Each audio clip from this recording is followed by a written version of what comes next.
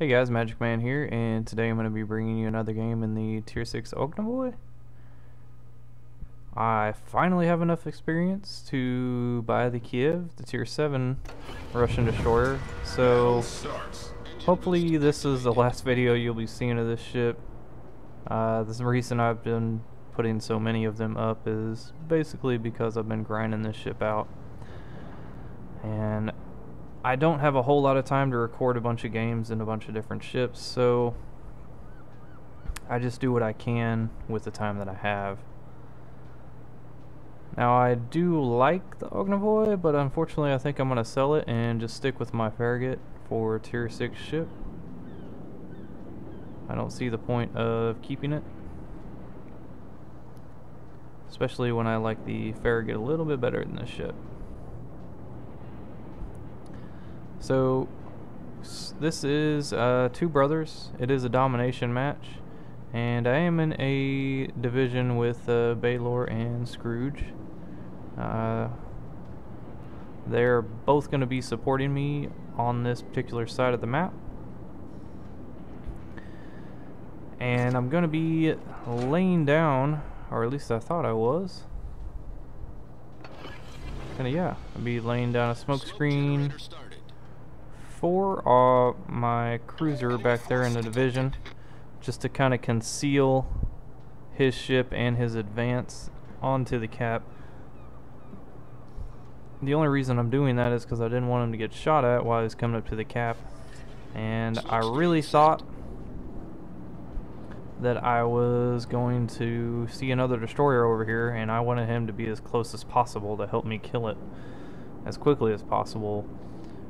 But as you can see, my detection ring is right on the outer edge of the cap circle, and I still haven't been detected yet, so there is not going to be an enemy destroyer coming over here to spot me. Engine boost deactivated. Now I am the only destroyer on my team, which kind of puts us at a little bit of a disadvantage because the other team has two destroyers, but I don't think that's going to be too much of a bad thing. We'll see what happens.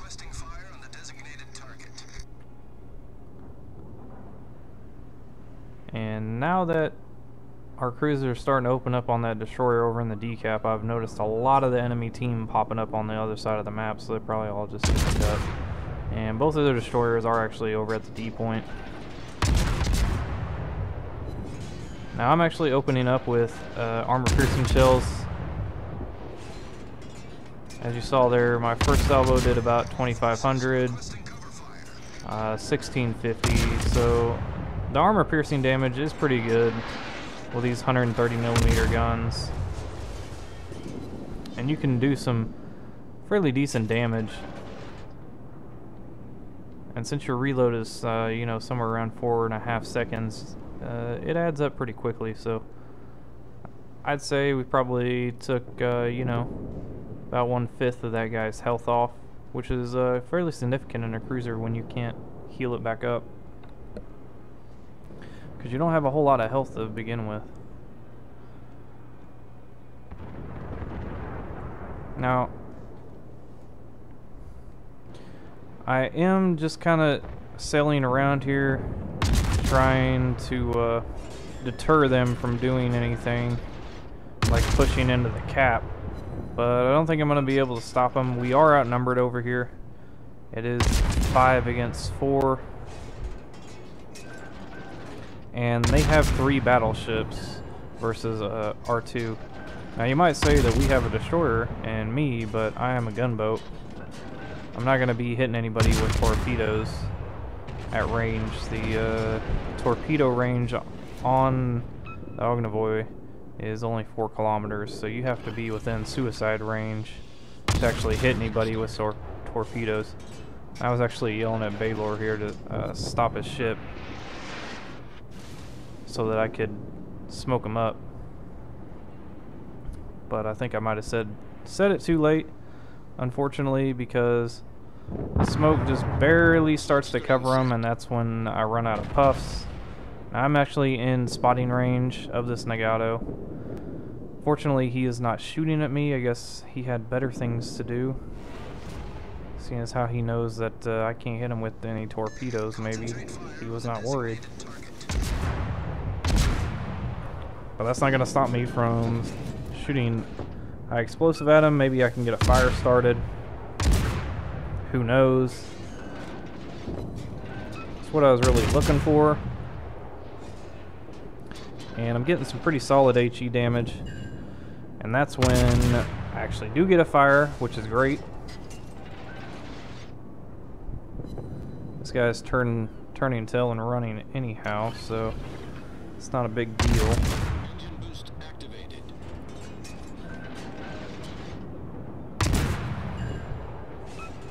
And right now, since we lost our other battleship that was over here, now we're even more outnumbered than we were before. It's now 5-on-3. And we decided it was time to get the heck out of Dodge. We couldn't really win in a fight like that.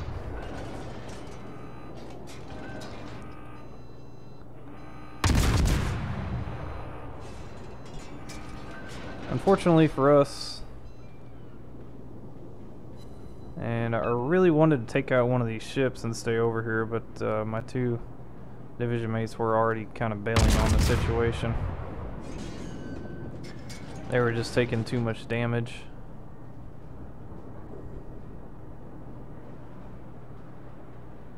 I would have liked to have stayed here and contested this cap a little bit more, but it just wasn't in the cards for me, and I'm going to have to turn around and get out of here. There's one thing I do know I need, it is support.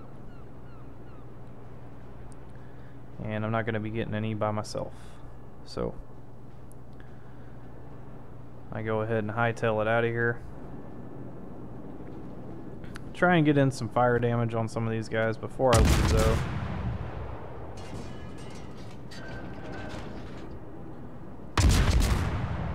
And this Texas is moving pretty darn slow. I'd say he's maybe moving half or 3/4 speed.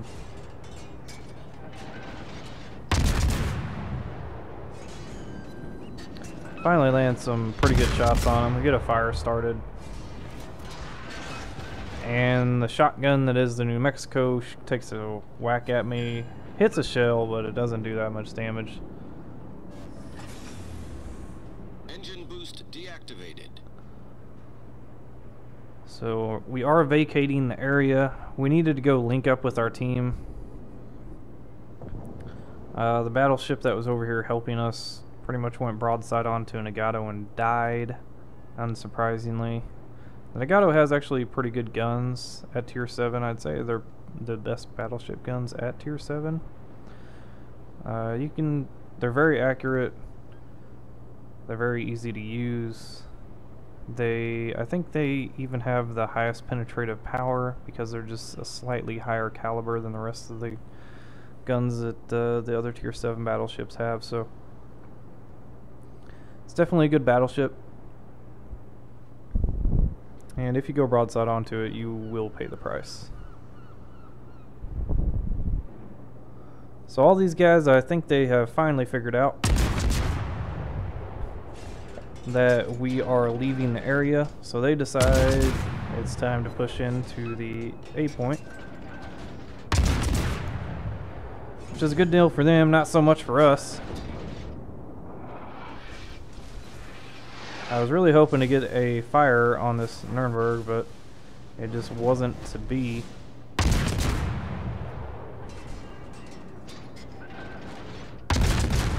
And currently I'm just trying to catch up to my two division buddies there.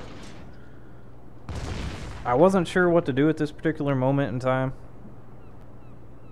but I decided, I think about this point, that me and Baylor were going to try and go up the channel in the middle of the map there. I felt like if I could get around behind the majority of the enemy battleships over there, we would be alright. And for whatever reason, even though our team had numerical superiority over there at the D cap, while we did keep the cap, we did lose quite a few of our ships over there. So I'm not quite sure what the heck they were doing, but they all got killed somehow.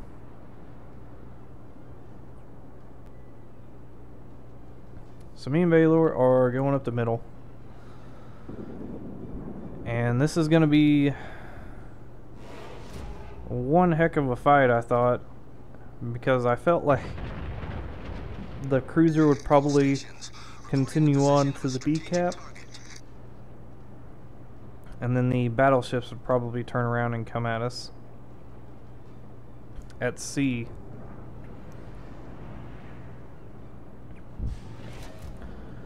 Because I know that they can see that we are going to be coming up through this gap. Baylor's telling me that he is still spotted right now. So I figured they'd be coming back. Because if I had just gone up through here by myself, I probably wouldn't have caught the attention of anybody.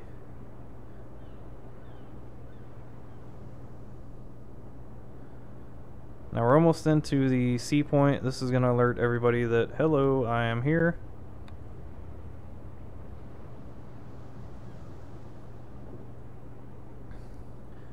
And I'm going to come around this corner. I'm going to try and spot anybody that happens to be around over there at the A point that is coming back. I assume they've turned around at this point. I just want to get over here and spot. That way Baylor doesn't come out here and get citadel to death from all the broadside shots these guys are going to be taking. And so we spotted New Mexico that's coming back. It's probably a good idea. He's a very slow ship. It would have taken him forever to get to B. And he probably wouldn't have been able to shoot at anything else the rest of the game, seeing as how most of our team is over here. And I'm going to wait till I actually capture the area before I open fire and reveal my position. And there we go, we captured the area and we open fired. And I think it's a little ridiculous, the guns on this ship. The dispersion is so bad that they can disperse onto both sides of a New Mexico. But I guess that's just the way that Wargaming wants the guns on this ship. So,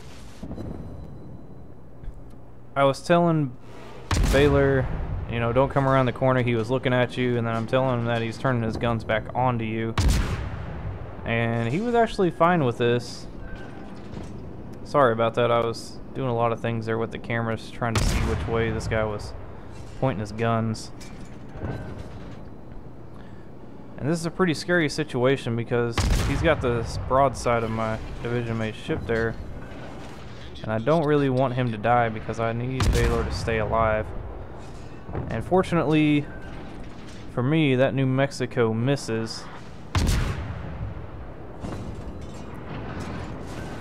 And right now, surprisingly, this New Mexico doesn't care that I'm coming right up on him.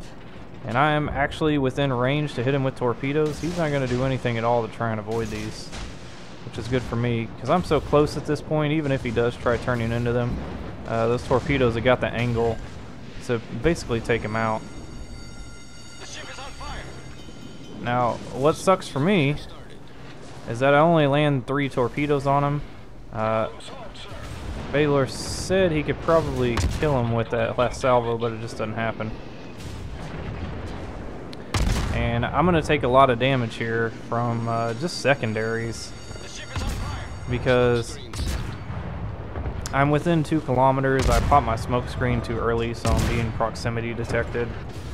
And I am firing not HE, but AP into this guy just because it's going to do a little bit more damage than HE, and I need to kill this guy as quick as possible. And I'm on fire. I'm waiting for my repair to come back up, and there it is.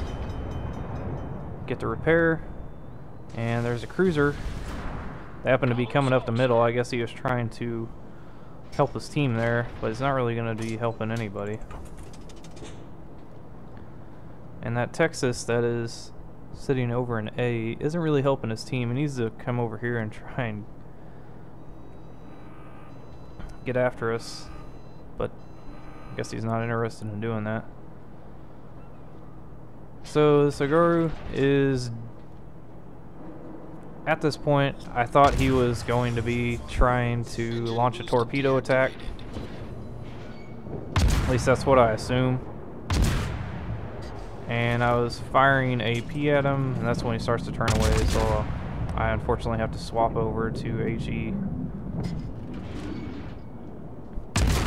And luckily, Baylor is right in front of that gap, otherwise it probably would have never spotted this Nagato until he came out of this neck. But since he did spot him, I am actually moving in to try and torpedo him.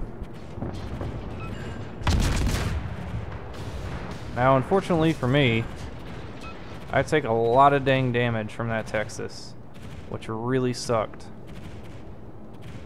Because I'm almost dead now. That's alright, as long as I get these torpedoes off, it's all good. And I aimed the second set down into the channel. Unfortunately, I only got off one of those torpedoes from the second set before I died. But fortunately for me, he eats 2 torpedoes from the first rack, and that's going to be enough because it forced him to turn right to try and avoid him. It did a fair amount of damage, and now Baylor is going to get in some pretty good shots here at the side of his ship. He doesn't get any citadels, surprisingly, because the Nagato's side armor is fairly thin. It's thinner than the New Mexico's. But dispersion kind of did him in there. It just didn't give him those citadels, which is unfortunate. And he's going to stay angled and take one shot into this guy's superstructure, and that's going to be enough to kill that Nagato.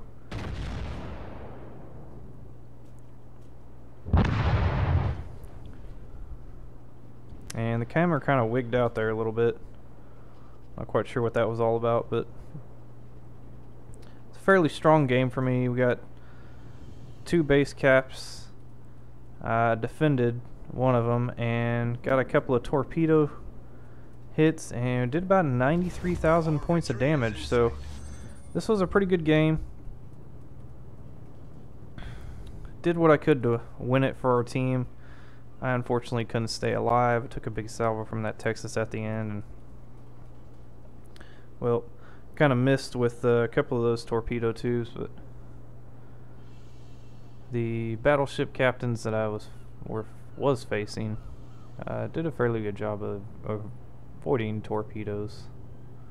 Did what they should have in that situation. And basically, this game is over now. There's no way the enemy team can win. We're about to win on points. And if the Sternberg gets killed, we are definitely going to win.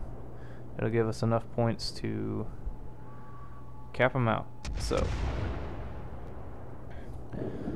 and that is lucky because this game would have been over in another minute and 40 seconds. This was quite a long game, and that's so. Moving on to the results here. We did 93,000 damage, got 133 main battery hits. We received 230,000 credits and 3,600 base XP. Actually captured 2 bases, did a little bit of base defense, got some torpedo hits, and then we actually ended up with 1,822 base experience. I'm at the top of my team. Right under me there we got Baylor. He actually got 3 kills, so kudos to him. And we did most of our damage there to the battleships and a little bit to that cruiser. And did about 38,000 damage with our main battery and 44,000 with our torpedoes. Then a little bit from flooding and fires. And we ended up making 143,000 credits after all the repair costs and everything else. But wasn't too bad of a game. But if you liked it, please like the video and subscribe. Thanks for watching. I'll catch you.